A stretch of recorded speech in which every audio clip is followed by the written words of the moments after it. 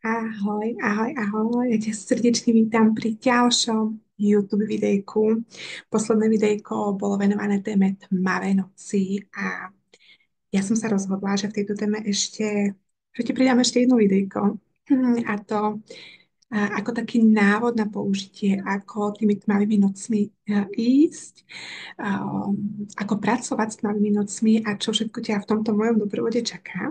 Takže pokiaľ si prihlásená, veľmi sa na teba teším. Štartujeme už v sobotu. Tmavé noci štartujú už v sobotu so zimným slnovratom.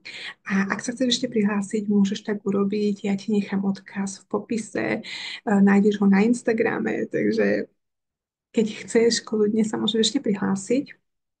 Ale začneme rovno v téme. 21. zimný slnovrat štartujú práve noci oficiálne podľa keľtskej tradície. Ja som to spomínala tuším v poslednom videjku. Sú tu tiež rôzne obdobia alebo časy, každý trošku ide do tých tmavých nocí ináč.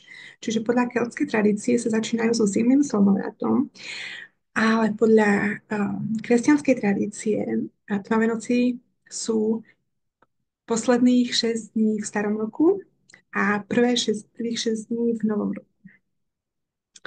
Takže pokiaľ cítiš, že ťa viac volá kresťanská tradícia, tak si jednoducho tieto dni posunieš. Ja pracujem podľa keľtskej tradície už niekoľko rokov a takto to bude aj tento rok, čiže začíname so zimným slnovratom, ale pokiaľ to cítiš ináč, kľudne môžeš si to posunúť o pár dní. Takže to na úvod. Čo, ako budeme pracovať počas týchto dní, čo ťa čaká. Každý jeden deň od toho 21. dostaneš môj mailový doprovod. To znamená, v každom jednom maile je téma na daný deň.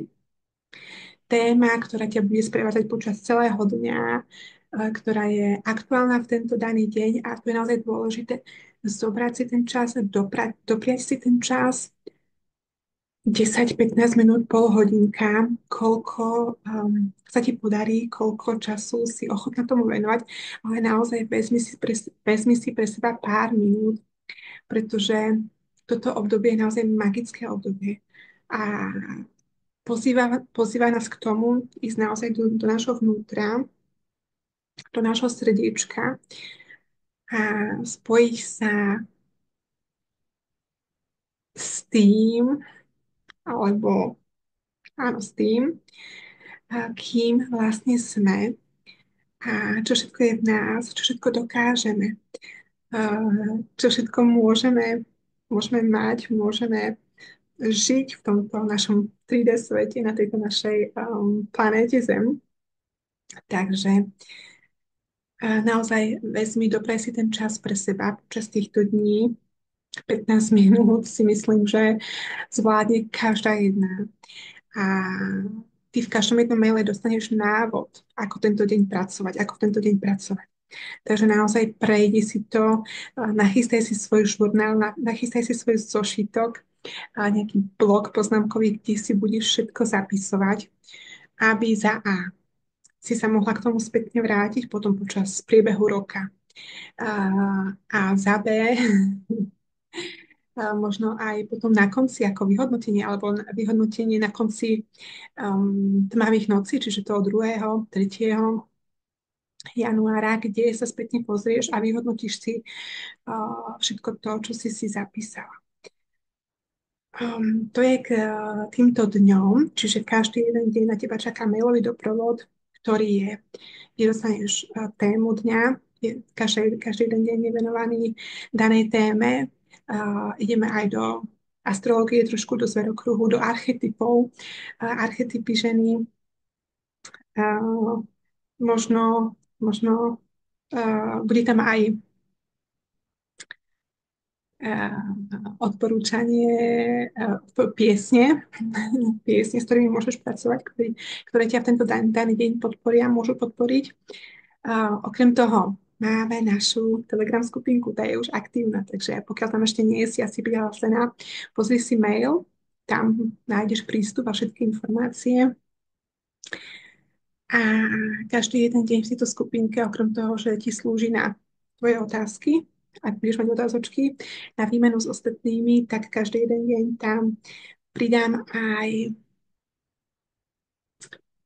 odkaz z Akaša knihy na daný deň, ktorý budem priebežne teda pôjdem každý jeden deň, alebo to ešte neviem, možno aj všetky dni si vypýtam vopred, uvidíme. A každý jeden deň ti pridám tú ten aktuálny odkaz k danému dňu z Akaša knihy.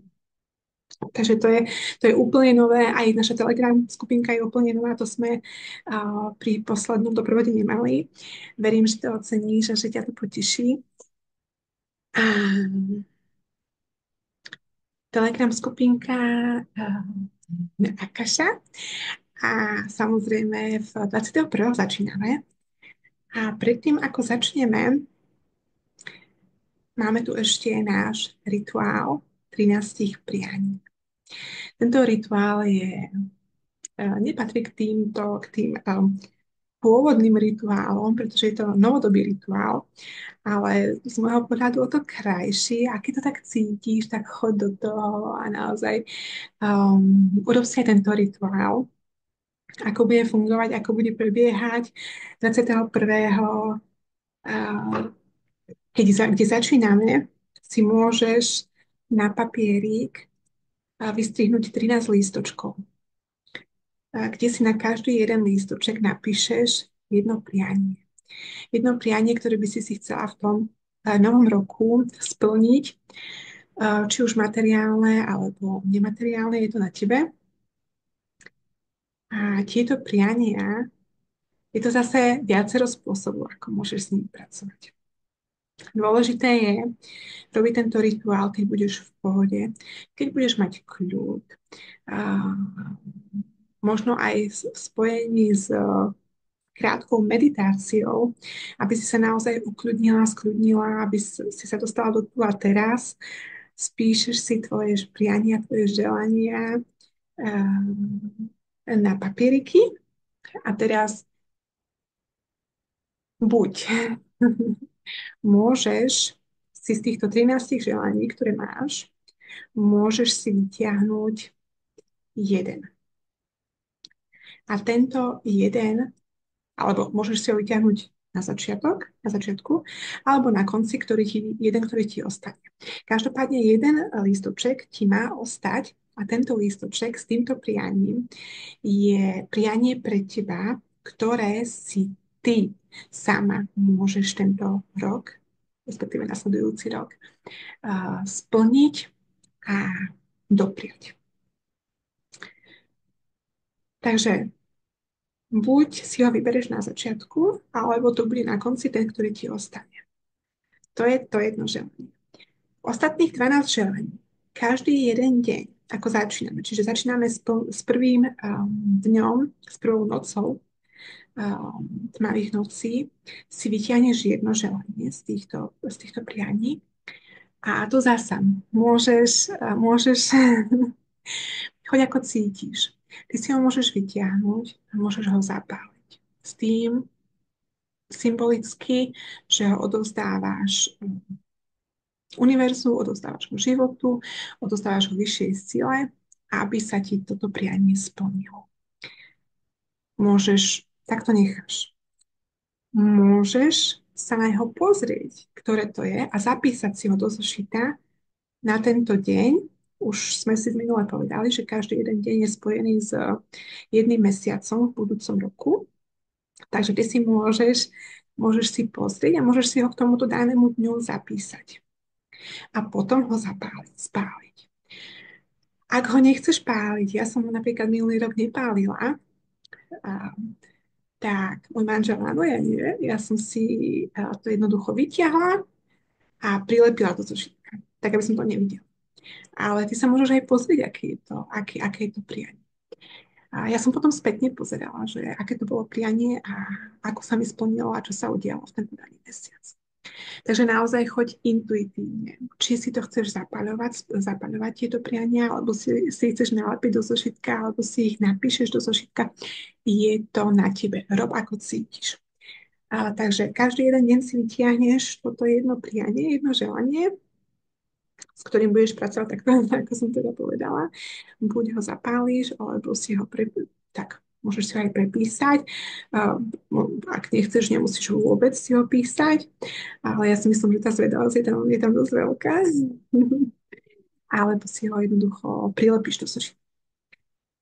A ten posledný, ktorý ti ostane, čiže ten 13., tak ten je ten, ktorý si máš naplniť v ten daný rok, nasledujúci daný rok sama. Ak budeš mať akékoľvek otázky, som tu pre teba. To už dúfam, že vieš. Toľko k želaniam, k prianiam. A ešte tu je, um, nepoviem, že rituál, ale čo je najdôležitejšie počas týchto 12 nocí? Naozaj to spojenie so sebou a jednoducho vnímať, pozorovať. Týchto 12 nocí tu je na to, aby si jednoducho prijímala.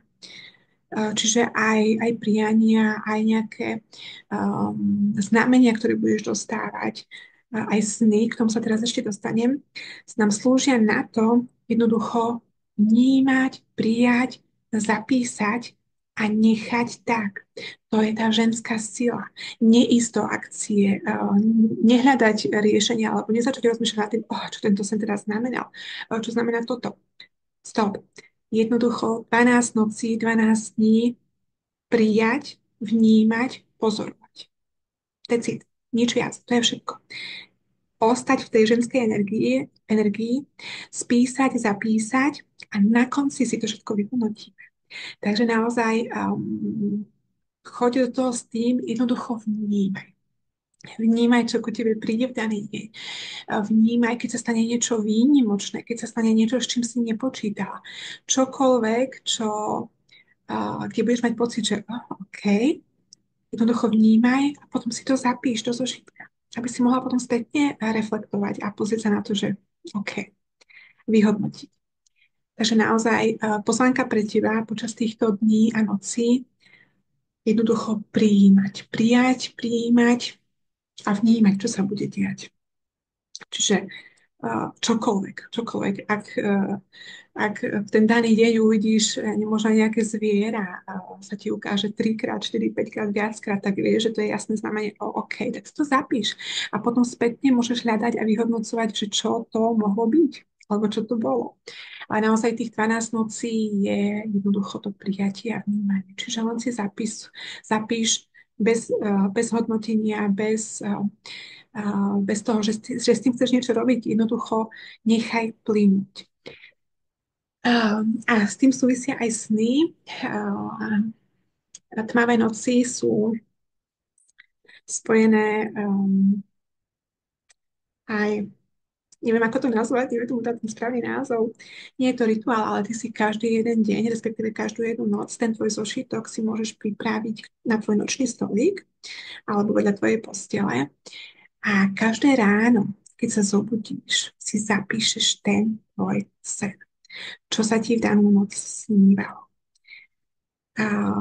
A tu zasa platí to isté. Aj keď sa ti nič nesnívalo, je to úplne v poriadku. Sníva každý, len si to nepamätá. Ale je to úplne v poriadku. Si jednoducho zapíšeš, že si to nepamätáš. Že si sa nepamätáš.